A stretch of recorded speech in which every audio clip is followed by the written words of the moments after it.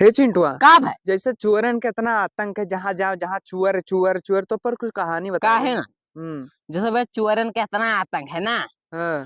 कि आजकल गांव भर यह हल्ला करे रहे हैं। का कहूँ बाहर हवा काट रहे हैं, हम्म कहूँ घर भरे का मार डाल रहे, हम्म कहूँ कुछ लूट लई गे, हम्म कहूँ देना माए सुहाई देन।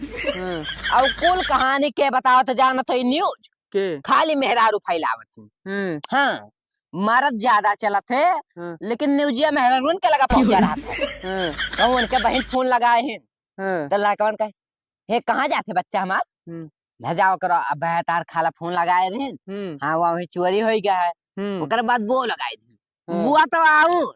हाँ हाँ, अपना जगह तो सोची है कि क्यों सुओ ना। हाँ हाँ बहनी, हाँ हमारे गाँव बगलिया हाँ। थाना में पुलाए रे खुर खुर खुर खुर करत रहे। अच्छा। हाँ, कहिए तब हम्म का कहिए मेरे हम्म अब तो जागे परी हम्म बजे से 8 बजी राती के हाँ बिछा के लेट कर सोए जी। हाँ हाँ, अब सुबेरे उठी हैं, हाँ फिर वही कहानी हाँ कहे हाय बहनी अब तो जागे परी।